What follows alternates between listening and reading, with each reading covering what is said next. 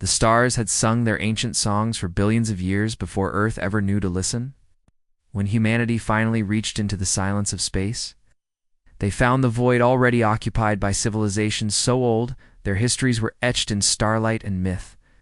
These ancient powers called themselves the Galactic Confederacy, and they had ruled the stars before Earth had cooled from fire. The Zephyrians had been the first to shape cities among the stars.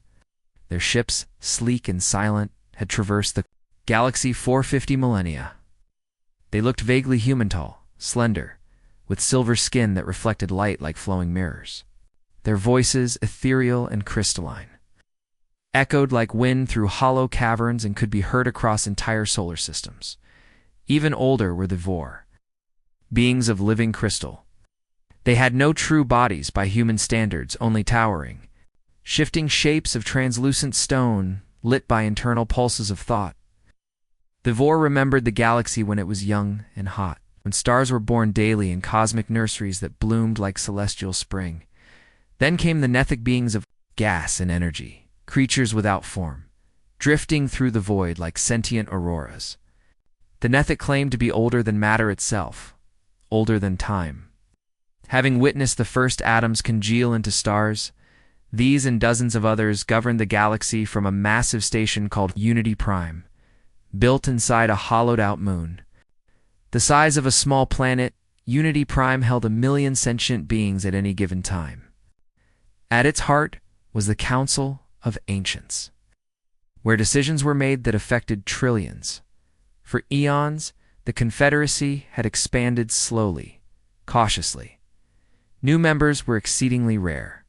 Most civilizations were monitored for centuries, sometimes millennia, before being considered for inclusion.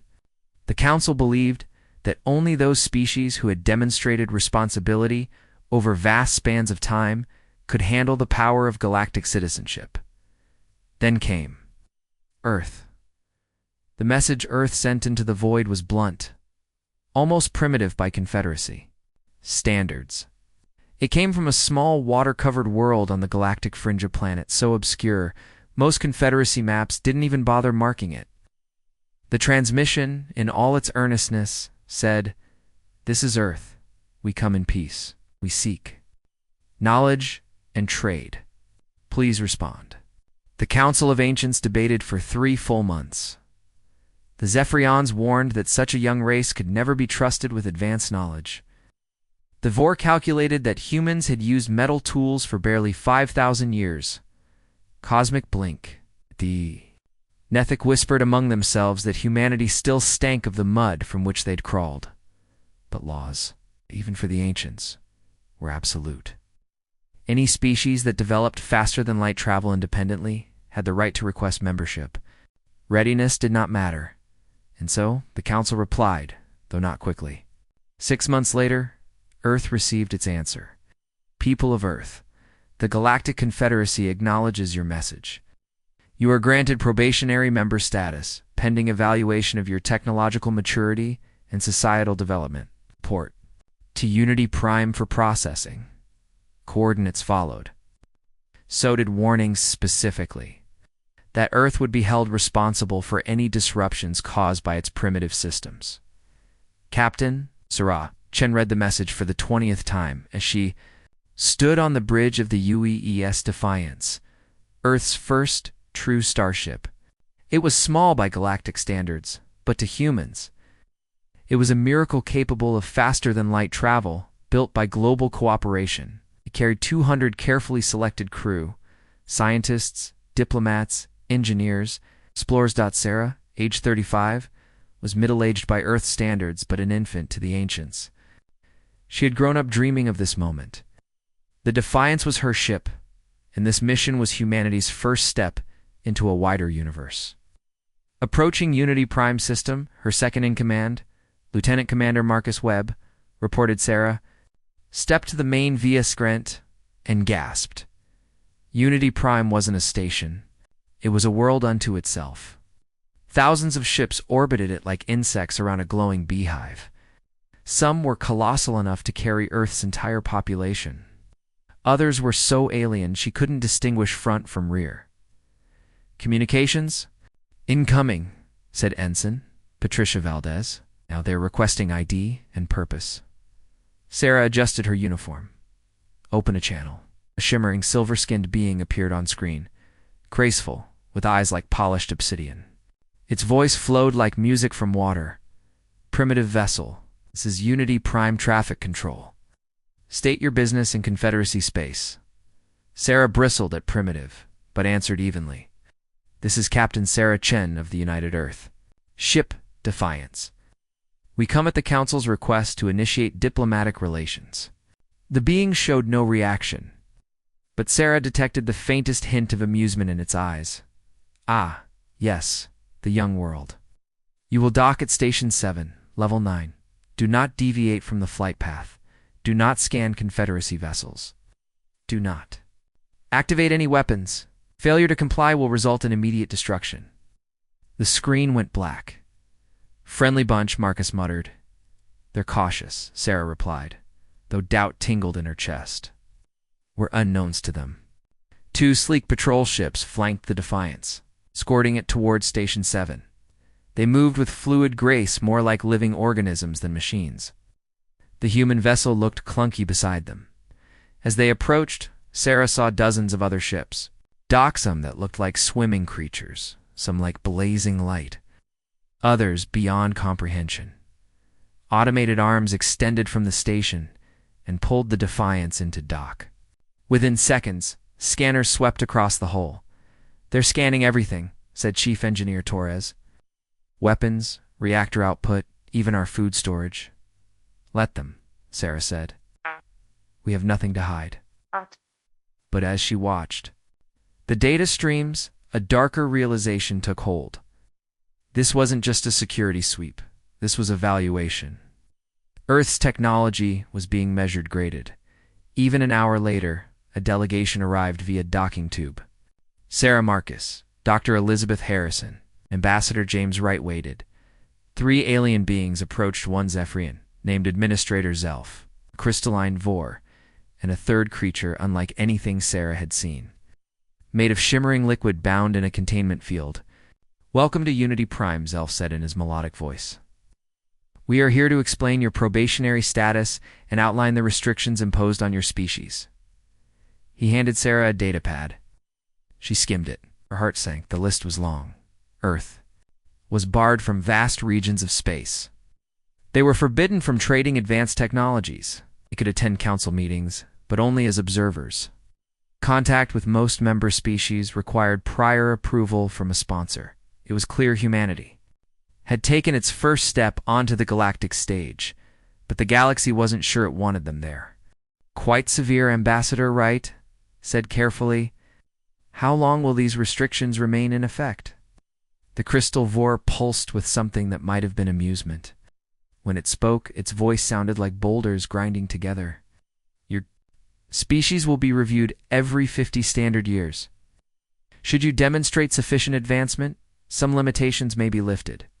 Full citizenship, however, typically requires no less than 5 centuries of probation."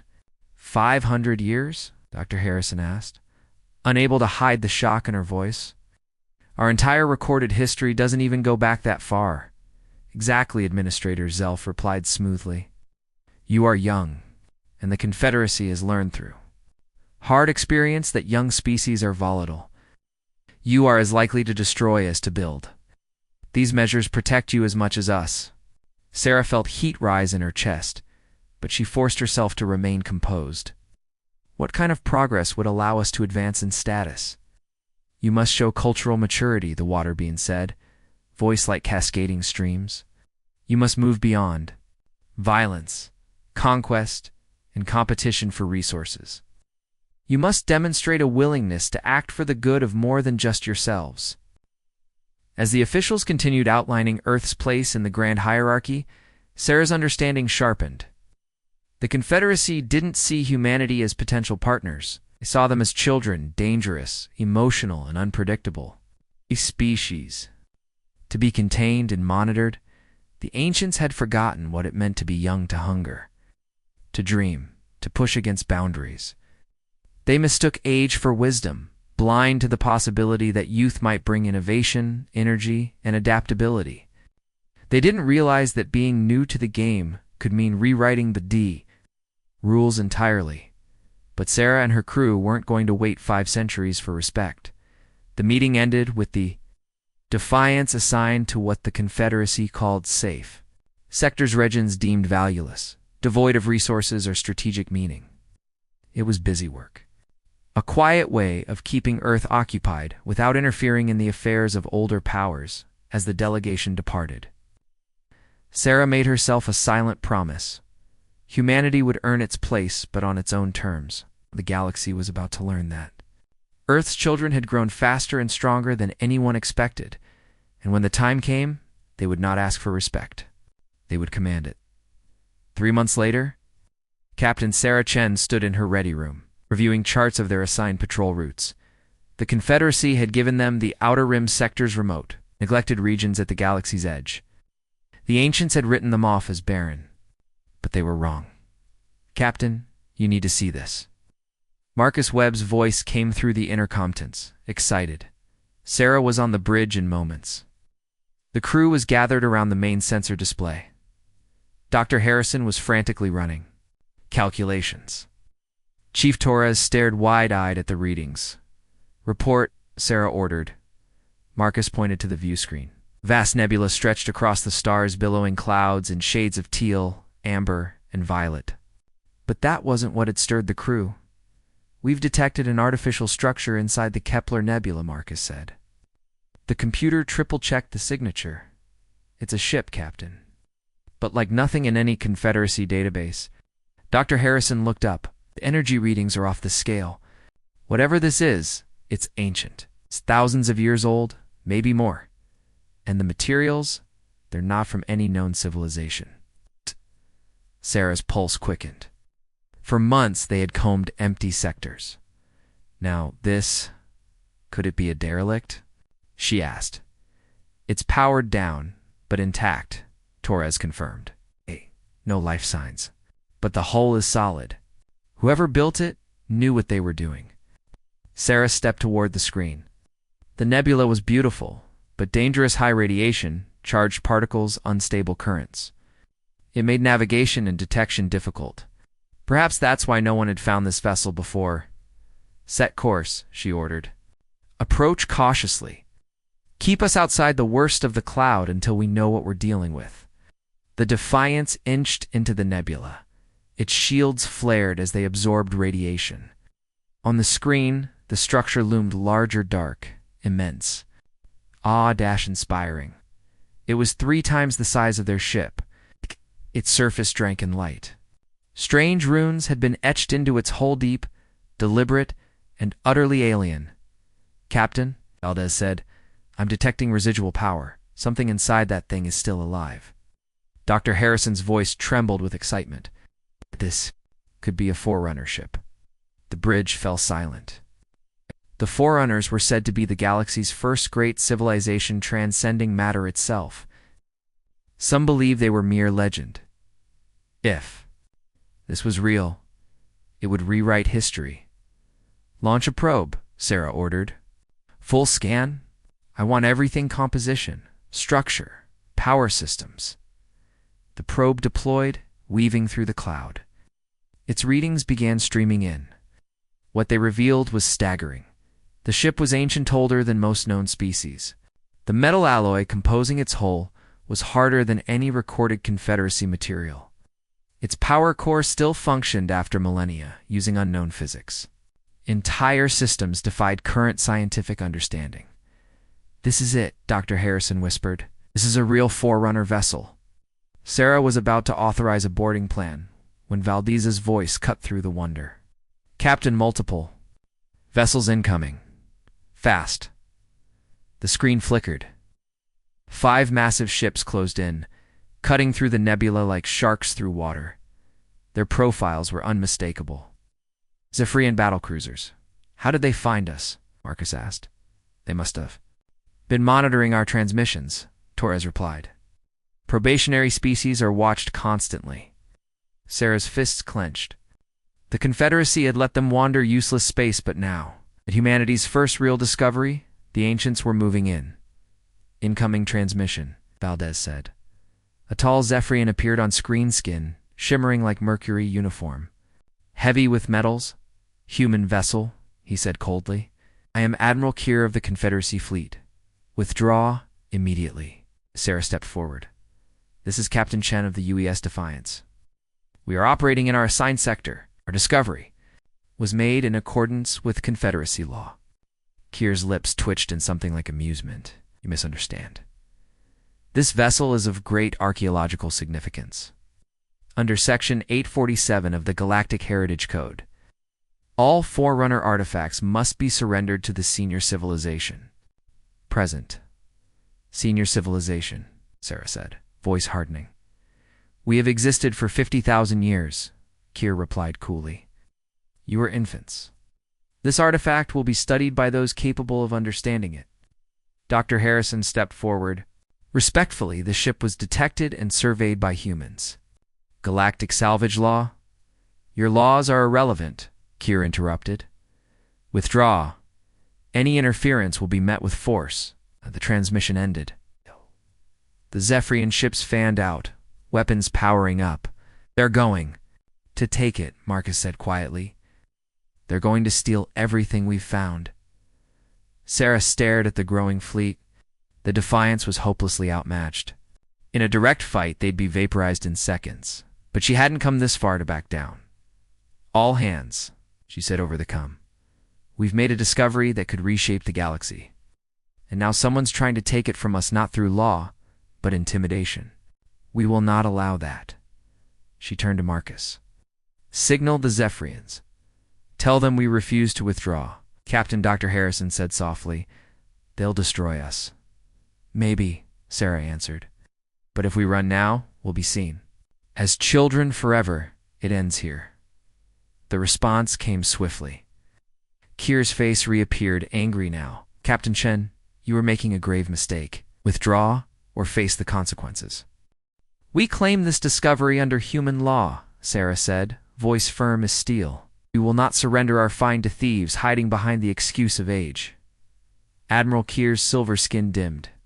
Very well, he said coldly. Chosen your fate. Transmission ended. Moments later, the lead Zephyrian cruiser fired a blast of energy. It passed just over the Defiance's hull, rattling the entire ship. The floor shook.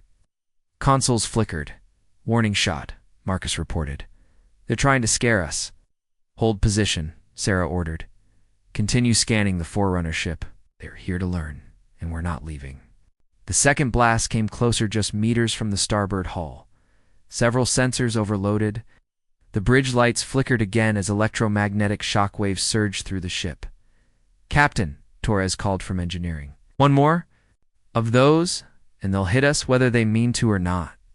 Before Sarah could reply, the third blast struck the Defiance directly. A white-hot spear of energy tore through the ship's outer plating like tissue paper. Emergency klaxons blared. The ship lurched. Crew members were thrown from their stations. Half the bridge went dark. Damage report. Sarah shouted over the chaos. Hull breach on Deck 7. Torres shouted, emergency bulkheads are sealing, but we've lost. Life support to that section. Dr. Harrison knelt beside Ensign Valdez, who had struck her console and was now bleeding. Medical to Deck 7, she called, knowing already it would be too late. That deck held the secondary core and several labs. 12 people had been stationed there. Marcus's fingers flew across his console. Deck 7 is sealed. No life signs, Captain? Silence. Then the quiet words hit like a hammer. They're all gone. Her breath caught in her throat. Marcus Webb, her second in command, her closest friend, was among them. They'd flown together for 8 years, shared failures and victories alike. He had never once let her down, and now he was gone, killed by an alien who had decided. Human lives didn't matter. Outside, the Zephyrian ships advanced. Their massive forms glided toward the Forerunner relic. Admiral Keir's fleet began deploying. Salvage arms. They didn't even bother to look at the wounded ship they'd just shot. But Keir had made a grave mistake. He thought humans were soft. He thought that age gave him the right to kill. to steal, and to walk away unpunished. What he had done was declare war on a species that had evolved through struggle and thrived in adversity. Sarah Chun stood motionless. As repair crews scrambled around her, she wasn't thinking about diplomacy anymore. Not about peace or council rules. She was thinking about justice, about vengeance, about making them pay. They thought humans were children, but children grow. And when they're wronged, they remember. Kier had crossed a line. It killed and expected silence. But Sarah would make sure he'd created an enemy that would never forget. The war between old and young had just begun. The return journey to Earth took 6 long weeks. 6 weeks limping through space in a wounded vessel. 6 weeks of mourning and memorials. 6 weeks for Captain Sarah Chen to relive every second of what Admiral Kier had done. When the Defiance entered Earth orbit, it looked nothing like the proud flagship that had departed. Blackened scorch marks streaked its hull. Section 7 was sealed off, patched hastily. The ship bore its wounds openly. Sarah stood silently in the hangar as the bodies were transferred to Earth ships. Each of the 12 coffins was covered in the flag of the United Earth Space Command. 12 lives lost, 12 friends, 12 victims. Of a civilization that had decided humanity was beneath respect, the last coffin bore the name of Marcus Webb. Sarah placed her hand on it and whispered a promise. His sacrifice would not be forgotten. His death would not be meaningless. The data cores were extracted immediately. Everything: the scans of the Forerunner vessel, footage of the Zephyrian attack, and notes on alien Taquas delivered to Earth's top research facilities. But it wasn't the scientific discoveries that it shook the world. It was the video Sarah had ordered the entire encounter recorded. Every transmission, every warning, every desperate breath. The footage went viral within hours. Humanity watched in collective horror as Admiral Kier dismissed their rights with contempt. They watched the Defiance endure warning shots. They saw the final blast tear through Deck 7. They saw their people die, not in war, not in defense. But because an ancient race thought they had the right, the reaction was immediate and furious. Earth had hoped to be welcomed into a peaceful galactic community. They had dreamed of learning from the ancients, of slow, careful diplomacy. That dream burned on Deck 7. From the steps of the United Nations building, Sida Martinez addressed the world. Her voice rang out across every settlement, from Earth's cities to Martian domes and the moons of Jupiter. Citizens of Earth, she said, steel in her voice, today we learned the truth. The galaxy is not a peaceful haven. It is a place where age is used as justification for murder and theft. Today we stand not as students, but as survivors. Effective immediately, Earth is withdrawing from all Confederacy agreements. It will not accept the judgment of those who spill our blood. From this day forward, we stand alone. And we will show the galaxy what that means. Her words would be remembered for centuries, and humanity acted. Shipyards on Earth and Mars were retooled overnight. Asteroid mining stations began pumping out rare metals by the ton. Research labs abandoned civilian goals. Universities paused degrees. Every scientist, every engineer, every programmer was called to serve. But humanity didn't just replicate alien designs, they questioned them. How did Zephyrian weapons work? What weaknesses had the ancients overlooked? Dr. Harrison led a task force focused on energy weapons. She discovered the Zephyrians used exotic matter and magnetic fields to shape their beams elegant. Refined, but stagnant. They stopped innovating centuries ago, she told Earth's new Defense Council. We can disrupt them. Rather than mimic, human engineers designed counters. They focused on kinetic energy. Railguns that hurled solid metal at near-light speed. Missiles that used asteroids as payloads. Nuclear warheads tuned to detonate within. Enemy shields. Confederacy shields had grown complacent, strong against energy, but fragile against brute force. They had prepared for rivals using elegant weapons. Not primitive projectiles moving so fast they shattered force fields. Chief Torres, now head of weapons development, worked 80-hour weeks designing Earth's first true warships. Every detail was focused on exploiting the Confederacy's blind spots. He briefed Admiral Elena Vasquez, veteran tactician chosen to lead Earth's military renaissance. Zephyrian shields rely on harmonic resonance, he explained. If we disrupt the frequency, their shields collapse. I can build field generators that do just that. Vasquez, scarred and seasoned, nodded.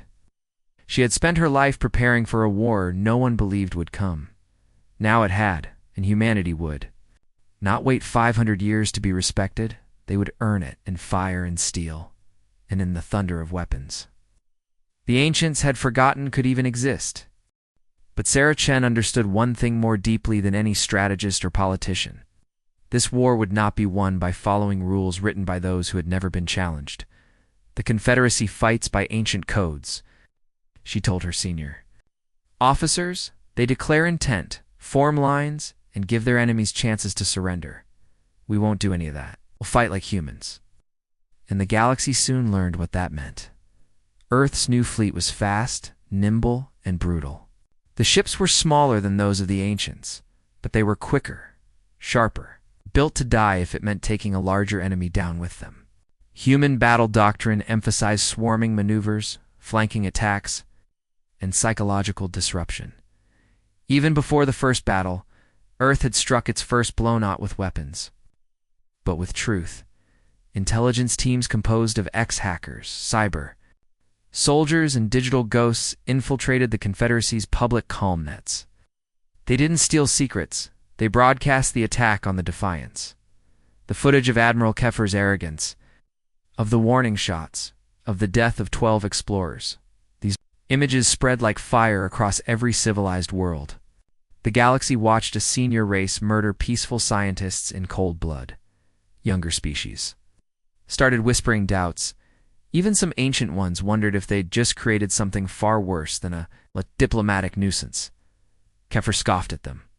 What can primitives do? He said. They have anger and rocks. We have fleets in order. But 6 months after the Defiance limped home, the first Zephyrian facility went dark. A quiet research outpost vanished. No warning, no signal. Then a supply depot disintegrated in what sensors assumed was a meteor strike, but the precision, the velocity, the pattern, it didn't fit natural causes. By the time 3 more sites were destroyed, the Confederacy realized this wasn't coincidence, it was war. But this war didn't feel like the old ones. The enemy never announced itself. It didn't ask for surrender, didn't follow patterns. Human ships struck like ghosts, then vanished. Keffer was recalled to Unity Prime, dragged before the Council of Ancients beneath their glittering dome of star metal. They do not fight with honor, he barked. They strike without warning. With crude weapons that work, they're unpredictably irrational. A crystalline elder pulsed dimly. Perhaps, it said, you should not have attacked a peaceful vessel. Keffer's skin flashed dark. They defied a senior race. And so you murdered explorers, murmured the Neff ambassador. Now they seek vengeance. What did you expect? The council argued for days. No consensus came. These humans did not respect tradition. They fought like nothing the galaxy had seen. On Earth, the war engines spun faster. Shipyards roared. Training centers drilled recruits in brutal new tactics. Scientists reimagined weapons, manipulating mass, velocity, and raw force instead of energy beams. The Defiance, too, launched, with Sarah Chen at the helm. It was sleeker, faster, deadlier. Its crew had volunteered knowing it might be a one-way mission. We are not fighting for conquest, Sarah told them in the war room. We are fighting to show the galaxy. We will not be pushed. Meanwhile, Keffer was being tracked. He didn't know that human intelligence had followed his movements since the day the Defiance returned to Earth. Hackers knew his routes, his supply chains, his patterns often before he did. The trap was simple: disinformation. A fake attack was leaked on a key military base in the real system. Kiefer responded by leading 15 warships. They're thinking he'd crush humanity's first real offensive. Instead, He walked into a void. For 3 days, his fleet circled empty space. No humans. No signs of battle. It's just silence. Status update. Requested, sir, his comms officer reported. They want to know when the battle begins. Tell them the humans ran, Kefir snapped. Cowards, hiding as always. But while he waited, his world collapsed. Human ships hunted around the real system. Support fleets vanished. Convoys disappeared. Comms went dark. Patrols never came back. Sarachen's fleet didn't attack directly, he observed. Learned. Waited. Then the kill order came. Target acquired, said LT Commander Torres. Zephyrion heavy cruiser ZFS starbound. Alone. Predictable route. Sarah studied the screen. 800 crew aboard. No nearby reinforcements. Perfect. All ships, she said. Hunter protocol. Target starbound. Weapons free on my mark. 5 human ships closed in from different vectors, hidden by gravitational shadows and asteroid fields. Starbound didn't even know it was being hunted. The first wave came not as missiles, but malware. Viruses paralyzed sensors. Navigation glitched. Communication scrambled. The distress beacon, disabled before it ever activated. We're experiencing system-wide failures, reported the Starbound's comms officer. Engineering suspects a virus. Diagnostics. Full sweep, ordered Captain Zemos. But human code was written to hide. Zemos saw nothing but green lights just before the first kinetic strike hit. A solid slug of tungsten, fired at insane speed, pierced the ship's shields and slammed into the reactor section. Alarms blared. Gravity failed. Crew floated in chaos. Damage. Report. Main engine, venting atmosphere. Gravity down decks 7 to 12. Reactor unstable. Zemos tried to respond. Find them. Fire back. But the attackers had already moved. They used debris as cover, shifted positions unpredictably. Then came the second wave's smaller projectiles, perfectly aimed at shield nodes. They shattered the frequency harmonics. Shields down, screamed the tactical officer. Generators. Destroyed, Zemos paled. His cruiser was now nothing but metal in space. Prep hyperspace jump. We need to warn the fleet. But when they activated the drive nothing, a human subroutine had infected the FTL core. Green lights lied, system was dead, then came the missiles dumb, primitive chemical rockets. They hit the comms array and silenced the ship forever. On the Defiance 2, Sarah watched it unfold. Target the bridge, she ordered. End this. 5 ships fired as one. Projectiles struck the Starbound's command deck, tearing it apart. Atmosphere vented. Bodies followed. 800 Zephyrions died. The cruiser never got off a single shot. Target destroyed, Torres reported. No survivors. Sarah said nothing. Her face was unreadable. There was no joy, no triumph. Only cold silence. Turned from the screen. Next target, because this was far from over. The war had changed. Now it belonged to the Predators. But their deaths would not bring back Marcus Webb or the other humans killed aboard the original Defiance. This was no longer about revenge. It was about teaching the galaxy a simple truth. Humanity would not be pushed. Set course for Rendezvous Point Alpha, Captain Chen ordered, and transmit full engagement data to Earth Command. They need to know these tactics are working. The destruction of the Starbound followed the same pattern as dozens of strikes over the past months. Human ships appeared without warning. Used unconventional weapons that the Confederacy had no defense against and vanished before reinforcements could respond. The attacks seemed random, but they weren't. Earth's military intelligence had found the pattern. Every destroyed vessel was connected to Admiral Kiefer's command. Supply ships, communications, relays, patrol escorts.